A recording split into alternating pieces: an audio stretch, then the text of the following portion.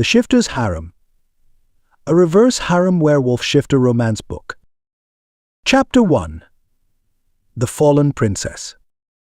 The acrid scent of burning flesh curled into Celine's lungs as she knelt in the mud, wrists bound behind her back, her once pristine battle leathers torn and soaked in the blood of her fallen kin.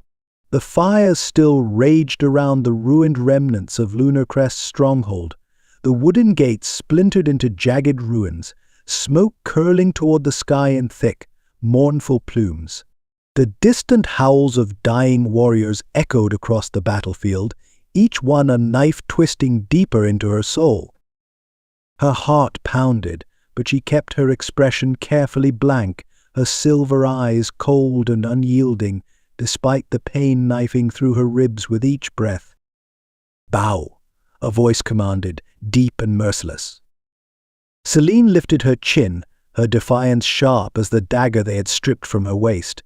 Alpha Darius Voss stood before her, tall and menacing, his golden amber eyes burning with something cruel, something victorious. The Alpha of Eclipse Dominion was everything she despised: a conqueror, a warlord, the monster who had torn her family apart. The black cloak draped over his broad shoulders was untouched by blood, his dark tunic fitted like armor against his towering frame. Unlike her, whose body bore the evidence of battle, Darius had not even needed to break a sweat. His warriors had done the dirty work for him, and now he stood before her like a king surveying the wreckage of his newest conquest. Celine clenched her teeth so hard her jaw ached. "Your pack is gone," Darius said smoothly, stepping closer, his boots crunching over the rubble and bones that paved the battlefield. "Your warriors are dead, your Alpha." Her father. Celine sucked in a breath, willing the grief to stay buried. Darius crouched in front of her, lowering himself so their gazes met, his scent dark cedar, iron and power wrapped around her like a noose. "All that remains is you, princess." Princess. The word curled in his mouth like a cruel joke, as if she were some spoiled little noble clinging to a throne she had never earned. He knew nothing. Celine's breath hitched, but she forced her voice to remain steady. "Kill me." Darius studied her, the edges of his mouth quirking upward in something too smug, too knowing. "No." She flinched despite herself. "No?" "I want you to kneel," he murmured, his voice dropping lower, dangerously smooth. "I want you to bow your head, accept your fate, and surrender." Celine's pulse roared in her ears. Surrender. Her fingers curled into fists behind her back. She had fought. Fought until her arms bled, until her knees buckled beneath the weight of the fallen. She had cut through Eclipse Dominion warriors like a blade through silk, had ripped throats with her claws, carved through flesh with her steel. But in the end, she had lost. She had fallen. A flash of memory slammed into her, as sharp as a blade to the gut. Celine stood at the crumbling gates of Lunar Crest, her breathing heavy, her sword slick with blood. The Eclipse Dominion army had come like a storm, a force of death and destruction sweeping over their land. Hundreds of warriors, thousands. They had struck with precision, their alphas leading the charge. Celine had fought gods she had fought.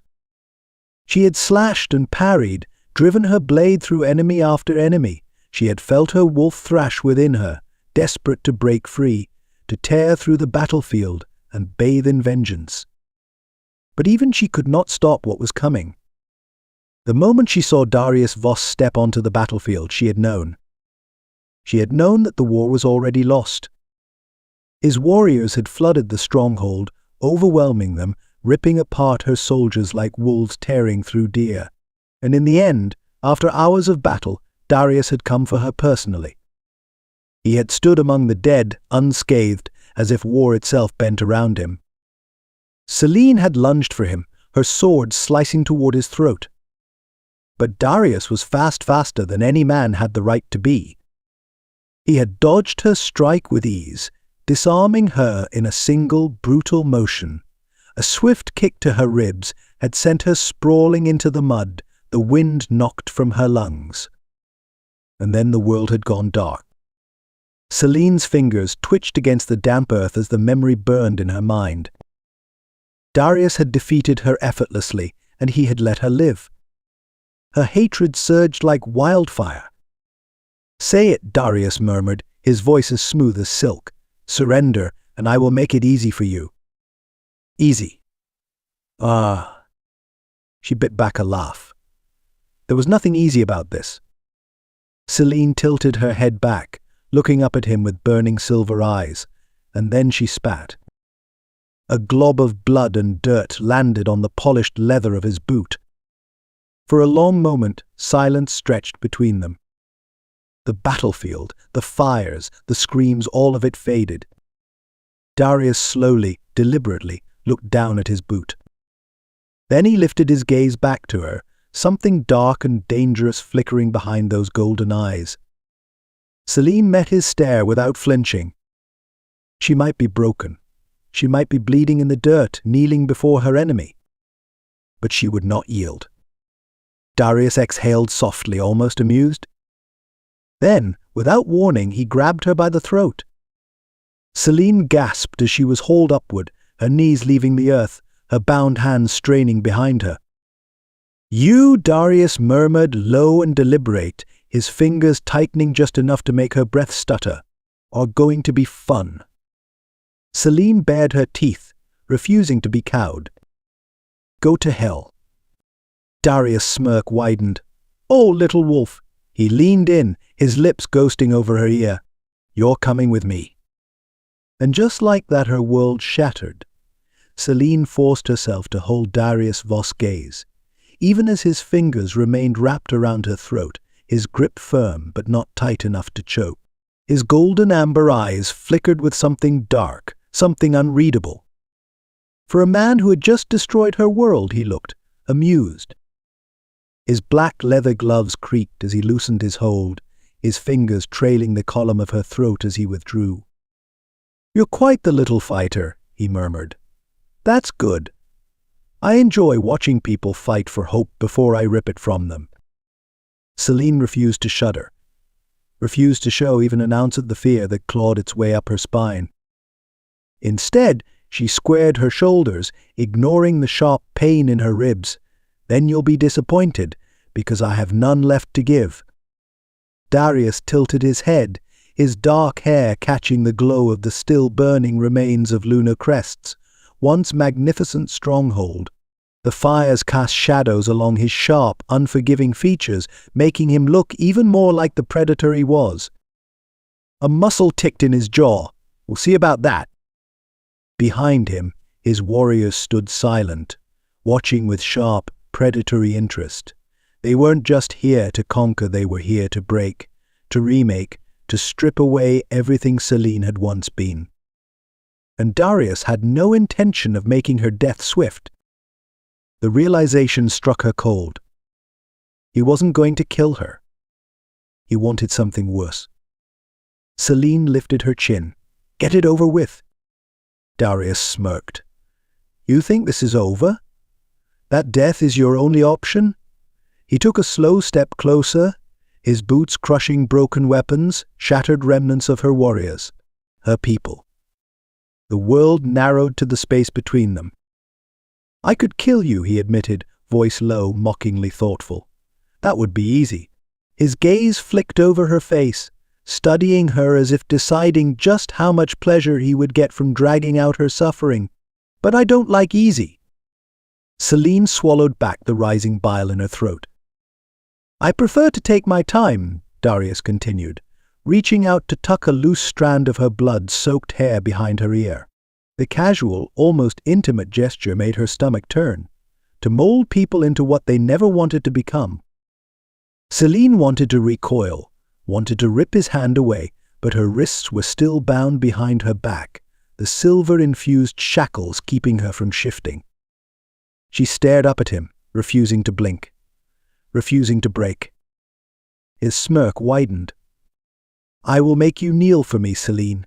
His voice was velvet-lined steel, soft but deadly. "And when you do, it won't be because I forced you. it'll be because you finally realize there is no other choice. A sharp pang of fury shot through her chest, drowning the ache in her body, the sting of her wounds. You are delusional. Darius chuckled. I've been called worse. Celine braced for a strike, a killing blow, anything, but instead, he turned to his warriors and gave a simple order. Chain her. Take her to the dungeons. The shackles burned against her wrists, the silver woven into the steel thrumming against her skin, keeping her wolf suppressed. A leash for a caged animal. The two guards flanking her yanked her forward, their hands gripping her upper arms with bruising force. Celine dug her heels into the scorched earth, refusing to be dragged like a piece of discarded meat. But the fight had drained from her limbs, her body exhausted, every bruise and cut screaming for relief. Still, she resisted. One of the guards growled and yanked harder, sending her stumbling forward, her knees hitting the blood-stained ground. Pain lanced through her ribs. Laughter, low and mocking, coming from the warriors watching her fall. Celine clenched her jaw, glaring up through a curtain of tangled black hair, her silver eyes burning with hatred. One of the warriors sneered. Maybe she should crawl the rest of the way. Celine bared her teeth. Come closer and say that. The warrior's smirk faltered, just a little. The next thing she knew, a boot collided with her side, knocking the air from her lungs. She gasped, sucking in smoke and pain, but forced herself not to collapse. A hand wrapped around her hair, yanking her up. Darius. His grip was firm, but he didn't yank too hard, just enough to force her to look up at him, to see the victory written across his sharp features. His golden eyes gleamed. You will learn, little wolf, he murmured, so low only she could hear. I am very, very patient. Celine wanted to spit in his face again, wanted to tear out his throat with her teeth. But she had no power here. Not yet. He released her hair, stepping back with slow, deliberate ease, as if he had already decided exactly how much suffering she would endure before she broke. And then he nodded to the guards. They yanked her forward once more, dragging her toward the ruins of what had once been her home. Toward the dungeons of Eclipsed Dominion. Toward hell. And this time she had no choice but to go. Celine scrubbed at the polished stone floor, the scent of lavender soap and old blood curling into her nose as her bruised fingers ached from the cold water. 2 weeks. That was how long she had been here. 2 weeks of waking before the sun, of being herded like an animal, of being stripped of the name warrior and given only one title. Servant. The former princess of the Lunar Crest pack, the last surviving heir of a proud bloodline, now reduced to scrubbing the filth of her enemies.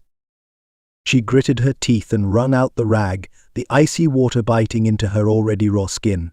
Her knees ached against the marble, but she didn't shift position, wouldn't give the guards watching from the door the satisfaction of seeing her in discomfort. The Eclipsed Dominion stronghold was nothing like her home had been.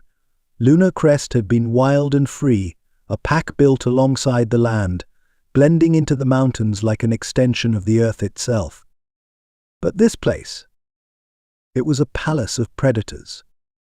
The high ceilings were adorned with silver banners, the eclipse sigil stitched into the fabric, a full moon split in half by a claw. Thick stone columns lined the hall, torchlight casting eerie golden reflections against the obsidian walls. Unlike the warmth of Lunar Crest, this place reeked of dominance, of cruelty dressed as civility. And she was its prisoner. The distant murmur of voices stilled her hand. Celine froze, tightening her grip on the rag, her breath softening as she tuned her ears to the conversation, filtering through the open archway ahead. Alphas. She recognized the voices instantly. You're losing control of the western borders. A voice drawled smooth, amused, with a barely concealed edge of mockery. Castle Draven. Celine could picture him perfectly without needing to look golden bronze skin, piercing green eyes that saw too much, dark curls tousled just so. "I am in control of everything," came the low, cold reply. "Darius." Celine clenched her jaw, the familiar weight of hatred pressing against her ribs. Darius never raised his voice, he never needed to. His authority was the kind that sent wolves to their knees with a single glance. Another voice joined in, this one gravel rough and edged with amusement. "That's not what the rebels in the Shadowlands are saying," he mused. "Sounds like they don't fear you as much as they should." Celine's stomach tightened. Kieran Stormfang. She had heard stories of him long before the war. A rogue alpha, a warlord with no pack, no loyalty, only blood on his hands and chaos in his wake. And yet he had sided with Darius in the war. Celine had wondered why.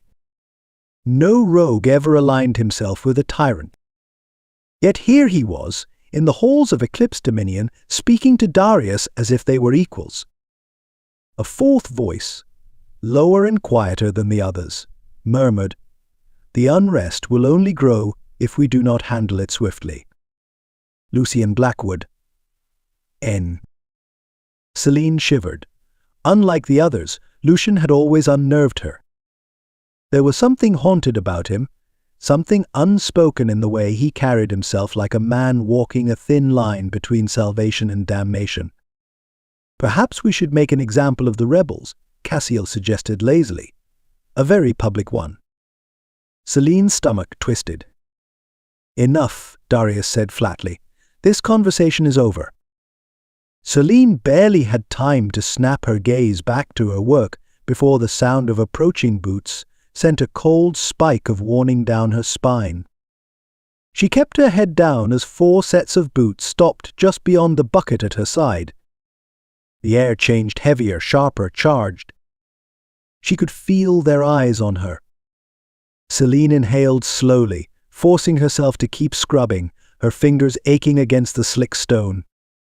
"Didn't take you for the domestic type, little warrior," Kieran's voice reached her first. Celine stiffened. His voice was lazy, teasing, but there was an unmistakable undercurrent of interest beneath the words. She could hear the smirk in his tone, the amusement curling around each syllable. She didn't look up. Didn't give him the reaction he wanted.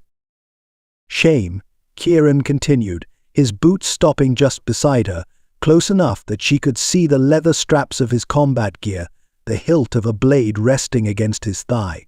"You had such fire before." Celine's fingers tightened around the rag, but she forced herself to remain silent. Kieran crouched beside her then, his glacial blue eyes studying her with something dangerously close to curiosity. "What do you think, Darius?" he asked over his shoulder. "Tamed yet?" Celine felt her pulse spike at the deep, steady exhale from above. "Darius." She knew without looking that he was standing directly behind her, watching. His presence was a weight, an unspoken command. Darius did nothing without reason. And yet he said nothing now. Celine swallowed against the bitter sting of humiliation rising in her throat. Slowly she lifted her gaze, her silver eyes burning with defiance as she met Kieran's stare on. Not tamed, not broken. Kieran's grin widened. "Well, damn," he murmured. "Maybe we should keep her." Cassiel chuckled. "Oh, I do like her." Lucian remained silent. But Darius only watched. Celine turned her gaze to him, meeting those ruthless golden eyes with every ounce of defiance she still had left. If he wanted her broken, he would have to try harder. For a long, stretched-out moment, Darius said nothing. Then, finally, a single word. "Rise." Celine gritted her teeth, refused. Darius tilted his head, his gaze sharpening, as if he could see the battle waging inside her. A pause. Then his voice dropped to a low, chilling command. "I said rise." A tremor ran through her limbs. because this time she had no choice. Celine's fingers curled around the rag, her knuckles turning white as she scrubbed at the dried stain smearing the stone. The scent of old iron mixed with the sharp tang of cleaning soap, a nauseating combination that burned in her nostrils, sat thick on her tongue. She refused to think about whose blood she was wiping away. It was someone's son, someone's father, someone who had fought until the last breath. Someone like her. The grand hall of Eclipse Dominion's stronghold stretched before her, its high, vaulted ceilings lined with black banners, the sigil of the pack a split moon with a claw slashed through its center, staring down at her like an omen. Lunar Crest had been wild, untamed, a kingdom of warriors who thrived beneath the stars. Eclipse Dominion was something else entirely. Cold, ruthless, silent as a graveyard. Her new home. Celine would rather die. The bucket at her side sloshed as she wrung the rag again, biting down the hiss of pain that licked at her wrists, raw and sore from 2 weeks of servitude. Her once pristine hands that had gripped swords, commanded armies, clawed through enemy flesh, were now nothing but a servant's hands. Beneath them. And yet, despite the throbbing ache in her body, despite the bruises that painted her ribs in dark, violent smears, she didn't stop. Because stopping meant breaking. And she would never break. A presence flickered at the edge of her awareness. Celine stiffened, her spine locking. Lucian Blackwood. She didn't need to look to know it was him. His presence was different from the others, less oppressive than Darius, less cocky than Kieran, less sickly sweet than Castle. Lucian was a ghost wrapped in flesh, something haunted and broken. And yet his power was no less suffocating. Slowly, Celine lifted her gaze. He stood just beyond the archway, watching her. His violet eyes, that strange, unnatural glow, caught the torchlight, casting an eerie shimmer against his pale skin.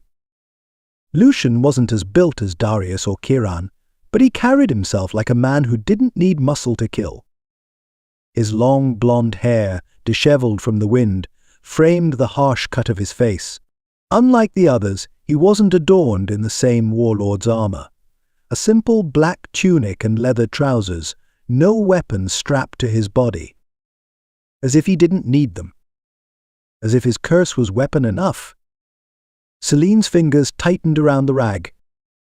She hated that he was watching her. Hated even more that he wasn't mocking her. Because that would be easier.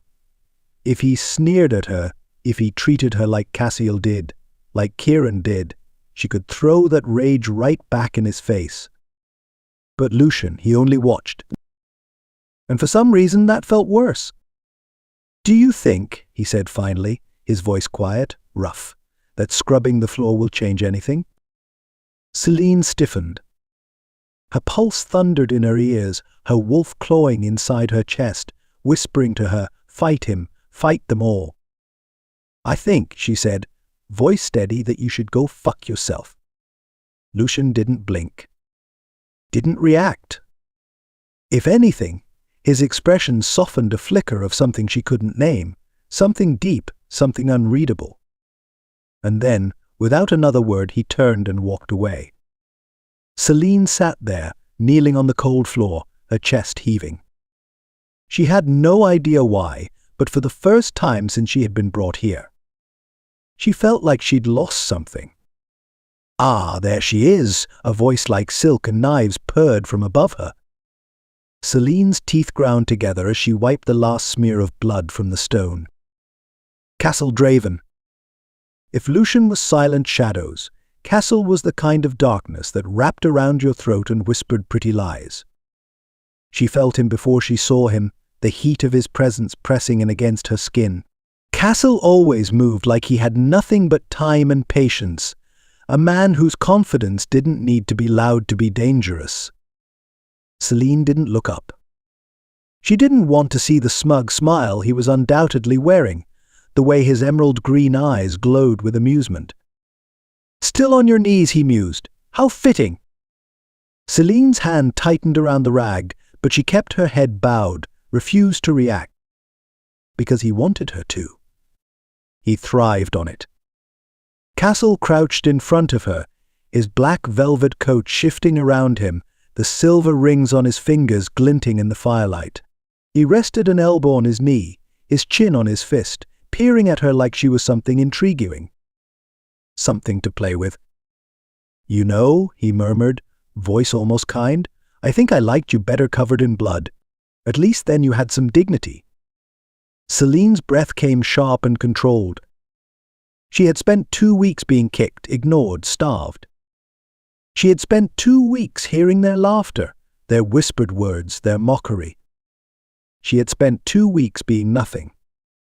And yet, nothing inside her had shattered. Her fingers flexed. She wanted to rip him apart. Castle tilted his head. "Oh, I do love that look in your eyes." Celine forced her face blank. He couldn't have this. None of them could. So she inhaled, slow and steady, and offered the sweetest, most empty smile she could manage. "Let me guess," she murmured. "Your cock is hard right now." Castle barked out a laugh. Low, rich, genuine. He grinned at her, all teeth and danger. "Gods, you are fun," he sighed, rising to his feet with an ease that made her stomach turn. "I can't wait to see what Darius does to you." Celine swallowed, keeping her expression frozen, even as his words dug under her skin like claws. Cassiel turned, walking toward the grand hall, his laughter still echoing in her ears. That night her wolf came to her. Celine lay curled on the cold stone floor of her servant's chamber, the bruises on her ribs throbbing with each shallow breath. The distant sound of the moon wolves howling outside the keep stirred in her bones, their mournful song pressing against her skin. Sleep took her reluctantly, and in the darkness she saw herself. Not as she was now, not broken, not caged, but as she had once been. A silver-eyed beast, wild and untamed, standing atop a mountain ridge, her muzzle dripping with the blood of her enemies. The wind howled, and her wolf spoke. "You are not done." The vision burned in her mind, a whisper of what she could be again, of what she would become. Celine woke with a start, her chest heaving, and for the first time in 2 weeks, she felt alive. She would survive. She would rise. And when she did, she would kill them all. Chapter 2. The Harem Pact. Celine stood in the center of the vast, circular hall, her hands clenched into fists, her silver eyes burning as she stared at the wolves who had destroyed her world.